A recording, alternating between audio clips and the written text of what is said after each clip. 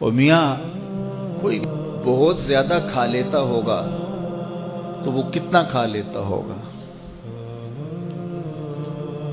1 کلو کھا لیتا ہوگا، 2 سیر کھا لیتا ہوگا، لیکن شیر پورے کا پورا جانور ہڑپ کر لیتا ہے، ہاتھی چھوٹا پورا درخت ہڑپ کر لیتا ہے، تو کھانے میں تو وہ پھر ہم سے کثرت رکھتے ہیں۔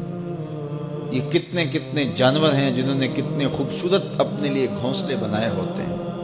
تو یہ مقصد نہیں زندگی کا، یہ ہماری ذیلی ضروریات ضرور ہیں لیکن مقصد زندگی کا نہیں ہے۔ اکبر الہ آبادی نے کہا تھا نا، کیا بتائیں احباب کیا کارنمایاں کر گئے، کیا بتائیں احباب کیا کارنمایاں کر گئے، بی اے کیا، نوکر ہوئے، پینشن ملی اور مر گئے۔ کیا یہ زندگی ہے؟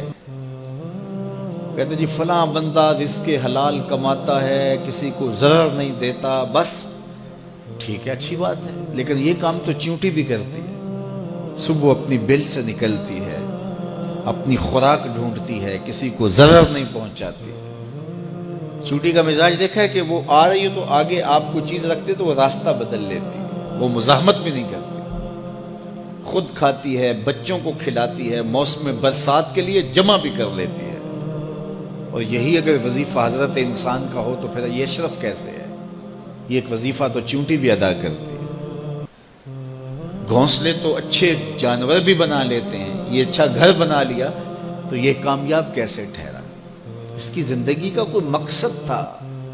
یہ اشرف المخلوقات ہے، فرشتوں کی پیشانیاں اس کے آگے یوں ہی نہیں جھکائی گئی، اس کو شعور و فہم سے یوں ہی نہیں نوازا گیا، اس کو امانت یوں ہی نہیں سونپی گئی۔ وہ امانت جس کو پہاڑوں پہ پیش کیا تو پہاڑوں نے کہا ہم نہیں اٹھا سکتے، چٹانوں پہ پیش کیا گیا انہوں نے کہا ہم نہیں اٹھا سکتی، آسمانوں پہ پیش کیا گیا آسمان کہتے ہمارے بس کا روگ نہیں، زمین نے کہا میری چھاتی تو بہت چوڑی ہے لیکن یہ بار امانت میں نہیں اٹھا سکتی، سمندروں نے کہا ہمارے بس کا روگ نہیں ہے، فحملھا الانسان، انسان نے کہا یہ بار امانت میں اٹھاؤں گا، یہ بوجھ میں اٹھاؤں گا۔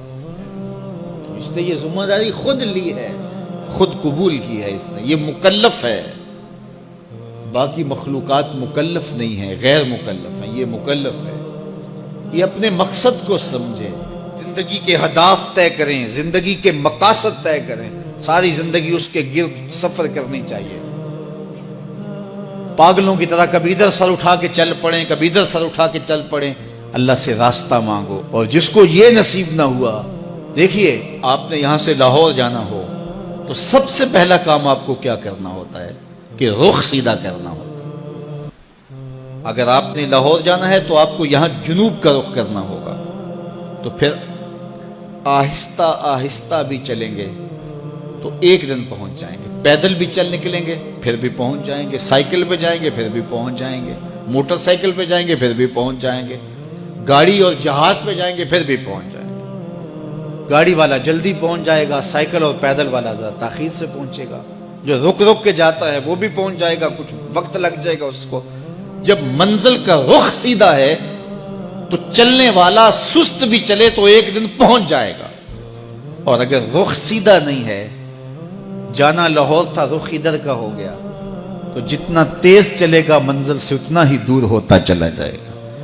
اس لیے رخ کا تعین اور منزل کا پتہ ہونا اور اپنے مقصد زندگی سے آگہی، یہ مومن کی زندگی ہے۔